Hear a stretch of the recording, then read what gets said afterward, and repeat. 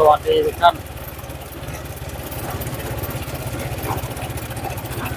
เราก็เอาเหล็กเอาอะไรมาแล้วนะพี่น้องเอ้ย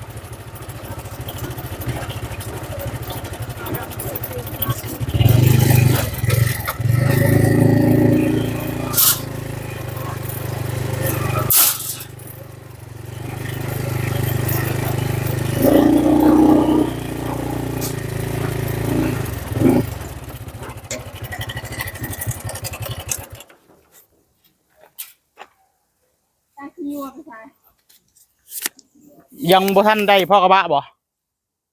เอาดีแล้วล่ะเดี๋ยวกินข้าวกินน้ำก่อนจังผสมได้กระบะหนึ่งก็พอแล้วล่ะเฮามื้อนี้มาตะหนู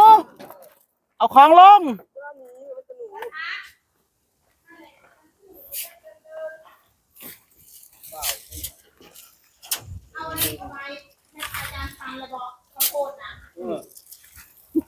ทีมทีมงานเรารับเป็นพี่น้องเอ้ยเมื่อคืนมาลำซิ่งเมื่อคืนมาลำซิ่งบ่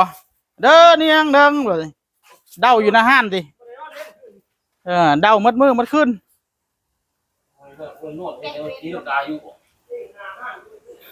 เด็กนาห้านเลยบ่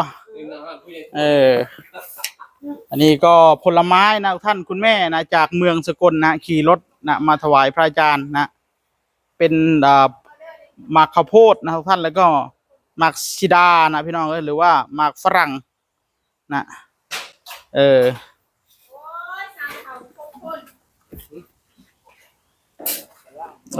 มีแต่เจ้าแล้วเป็นคนสั่ง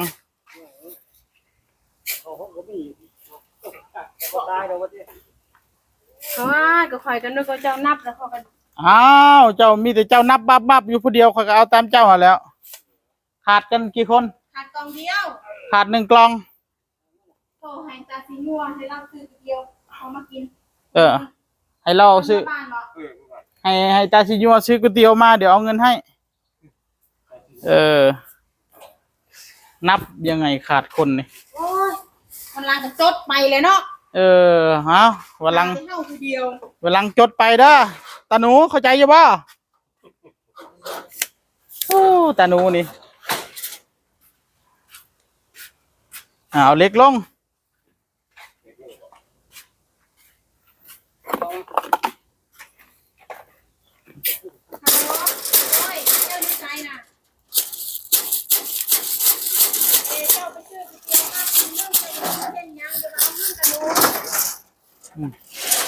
เอาลงมัดเลยบ่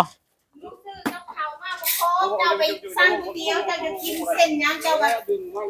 เอาไปซอยกันนะไปซื้อซอยกันโอ้ย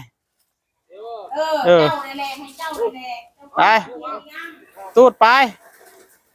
เ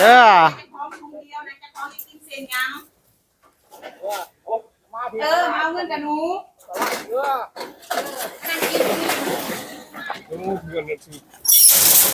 ไปเจ้าอยู่ฟังพุ่นคอยอยู่ฟังพี่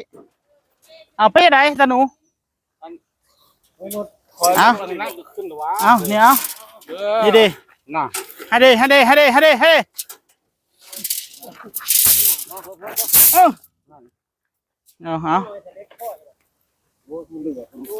มันบ่พอแล้วมัน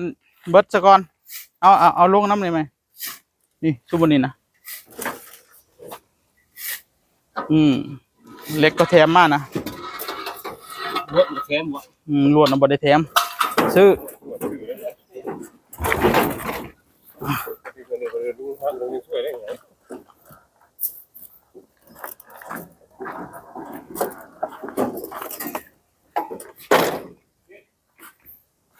นี่เขาเรียกว่าทองคู่ได้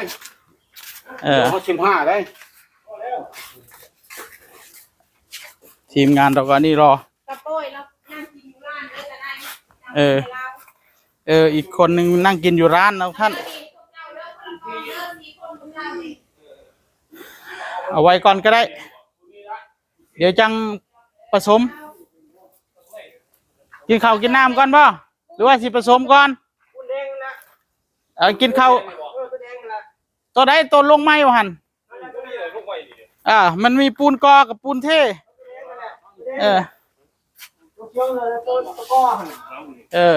ถามนี่นะ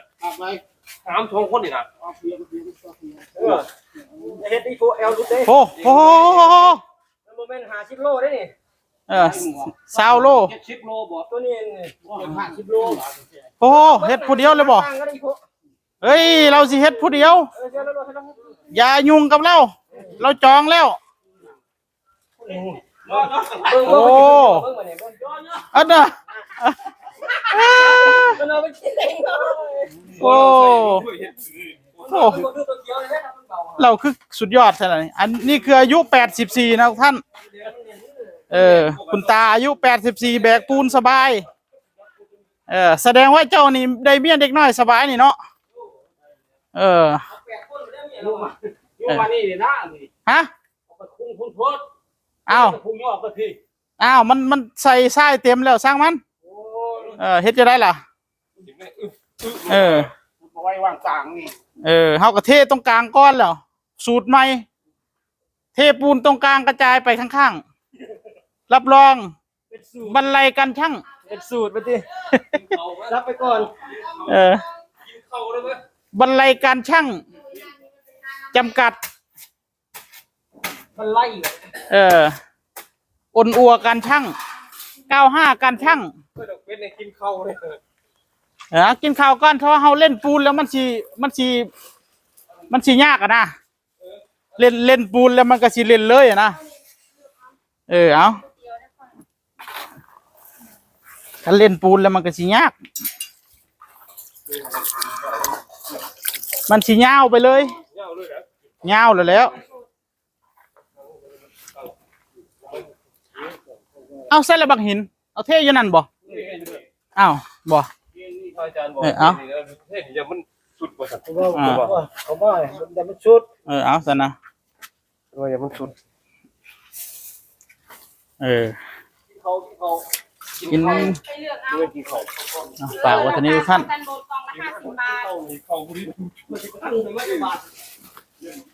อาหารอีกทีมงานกินข้าวกล่องนะพี่น้องเอ้ยมื้อนี้โอ้เป็นแต่แซ่บเนาะตะหนูเนาะ50 บ้านเลยสั่งก๋วยเตี๋ยวคนละถ้วยเหมือนกันเราไปกินก๋วยเตี๋ยวหลายคนนี่เอ๊ะไปกินก๋วยเตี๋ยวเขาซื้อก๋วยเตี๋ยวเขาก็ถามอยู่ว่าเขาก็บอกอยู่ซื้ออาหารความหลาย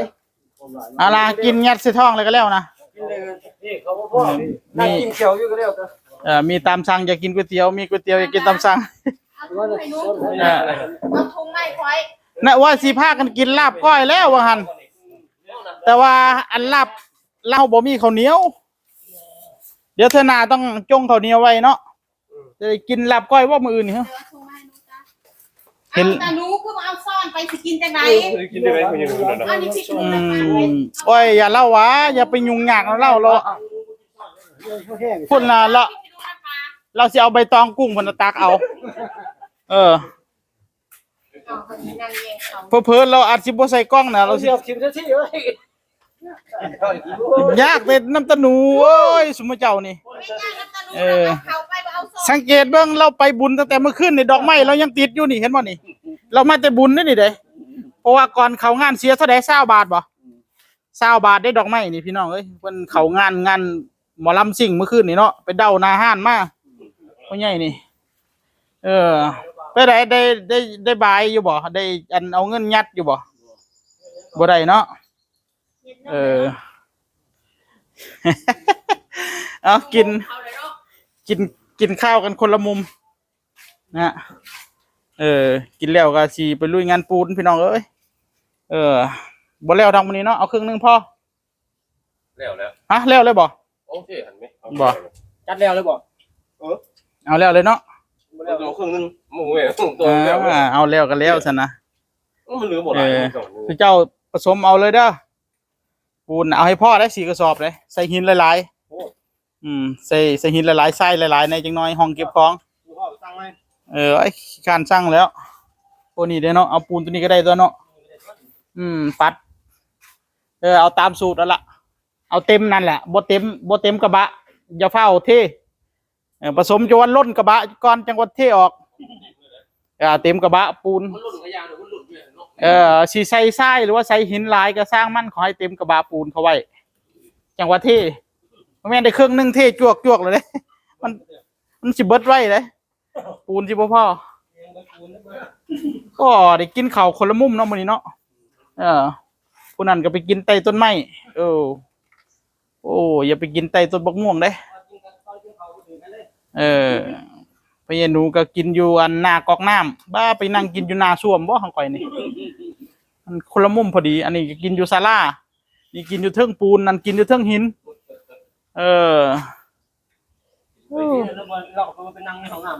เนาะท่านเลยคนละมุม